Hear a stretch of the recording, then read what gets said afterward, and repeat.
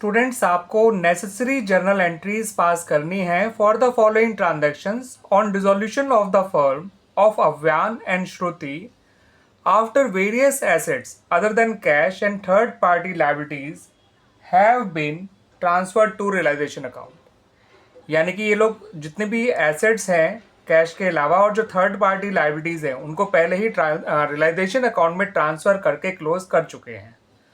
आपको उसके आगे की ट्रांजैक्शंस रिकॉर्ड करनी है। तो इनमें जो सबसे पहली ट्रांजैक्शन है वो है सन्ड्री क्रेडिटर्स जिनकी अमाउंट है 40,000, they were settled at a discount of 10%। तो उनको 10% डिस्काउंट पे जो है सेटल किया गया है। यानी इनको कितना अमाउंट पे किया गया होगा स्टूडेंट्स? उनको पे किया गया होगा ₹36,000। तो जब भी आप किसी लायबिलिटी का पेमेंट करेंगे at the time of dissolution तो याद रखिएगा रियलाइजेशन अकाउंट तो डेबिट हो जाएगा और क्रेडिट होगा कैश या बैंक अकाउंट। उस लायबिलिटी का नाम बिल्कुल नहीं आएगा क्योंकि उसका अकाउंट आप पहले ही जो है क्लोज कर चुके हैं। मैं यहाँ पे फिलहाल कैश या बैंक दोनों का ऑप्शन डाल रहा हूँ स्टूडेंट्स, आपको एक नाम लिख लीजिएगा। यहाँ पर आएगा अमाउंट 36,000। ये हो गई आपकी पहली ट्रांजैक्शन। अब देखते हैं स्टूडेंट दूसरी ट्रांजैक्शन क्या है।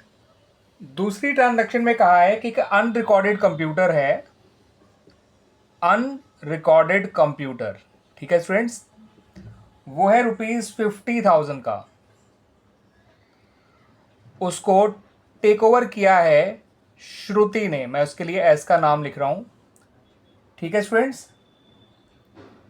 अब श्रुति जो पार्टनर है उसने एक अनरिकॉर्डेड एसेट को टेक ओवर किया है। तो स्टूडेंट्स पार्टनर चाहे किसी रिकॉर्डेड एसेट को टेक ओवर करे चाहे अनरिकॉर्डेड एसेट को टेक ओवर करे, उसका कैपिटल अकाउंट डेबिट हो जाएगा। यानी श्रुति का कैपिटल अकाउंट डेबिट हो जाएगा और रियलाइजेशन अकाउंट क्रेडिट होगा। उस एसेट का नाम बिल्कुल नहीं आएगा, याद रखिएगा। अगर रिकॉर्डेड एसेट भी होती तो भी उसका नाम नहीं आता क्योंकि उसका अकाउंट भी हम रियलाइजेशन अकाउंट में डाल के क्लोज कर चुके हैं। एंट्री बनेगी Shruti's capital account debit to realisation account और ये एंट्री बनेगी with ₹50,000। Clear students? Now come to the third transaction. Third transaction में कहा है स्टूडेंट्स कि क्रेडिटर हैं ₹5,000 के,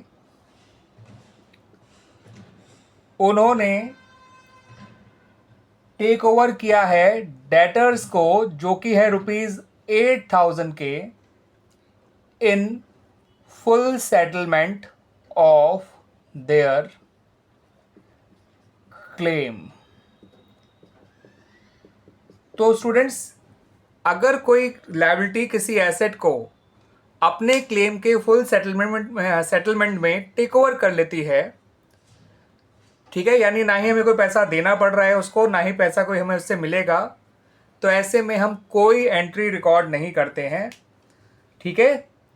अगर यहाँ पे फुल सेटलमेंट ऑफ क्लेम में क्रेडिटर ने डेटर को लिया है, चाहे इनके अमाउंट डिफरेंट ही क्यों ना हो, आप कोई एंट्री पास नहीं करेंगे क्योंकि कोई कैश का फ्लो नहीं हुआ है, ना पैसा आया है ना पैसा गया है, और इन दोनों के अकाउंट हम पहले ही रियलाइजेशन अकाउंट में डाल के क्लोज कर चुके हैं, जैसा कि क्वेश्चन में यहाँ पर आपको बता रखा है।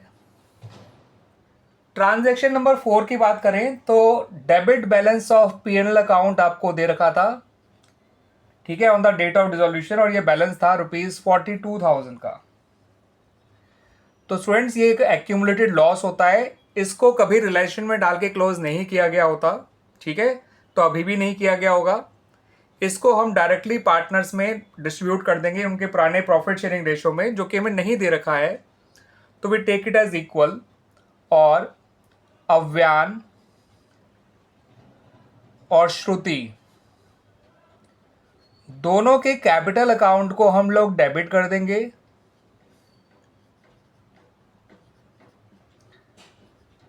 और प्रॉफिट एंड लॉस अकाउंट को हम क्रेडिट कर देंगे। 42,000 को दो लोगों में जब इक्वली बांटा जाएगा तो दोनों के हिस्से में आएगा 21,000।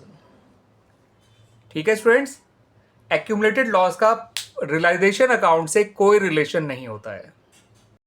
अब ट्रांजैक्शन नंबर 5 की बात करें स्टूडेंट्स, तो यहाँ पर कहा है कि एक ओल्ड फर्नीचर था जो कि था रुपीज़ कितने का था, ये तो बता ही नहीं रखा है स्टूडेंट्स। ये जरूर बता रखा है कि वो पहले ही राइट ऑफ हो चुका था फ्रॉम द बुक्स, ठीक है। यानी एक तरह से अब ये हमारे लिए एक अनरिकॉर्डेड एसेट है। इसको अब बेचा गया है ₹9,000 का। ये था कितने का बता भी नहीं रखा है, और एंट्री करने के लिए हमें ज़रूरत भी नहीं है उसकी, क्योंकि हमें केवल इस अमाउंट से मतलब है जितने का ये बिका है। तो स्टूडेंट्स, चाहे एसेट रिकॉर्डेड हो या अनरिकॉर्डेड, जब वो बेची जाएगी तो कैश या बैंक अकाउंट को आप डेबिट करिएगा। आप इनमें से किसी एक अकाउंट को डेबिट करिएगा, प्रेफरेबली बैंक को आप डेबिट करिएगा। टू रियलाइजेशन अकाउंट, एसेट का नाम बिल्कुल नहीं आएगा। जितने का ये बेचा गया उतने अमाउंट से आप एंट्री बना लीजिए। Now come to the sixth and the last transaction.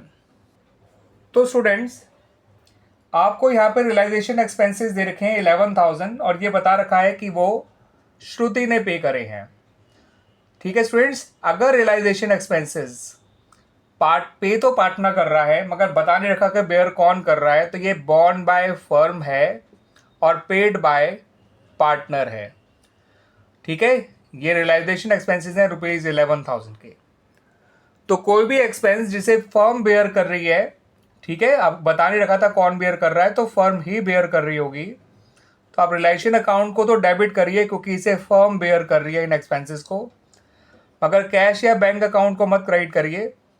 जिस पार्टनर ने पे किया है इनको, उसको क्रेडिट करिए।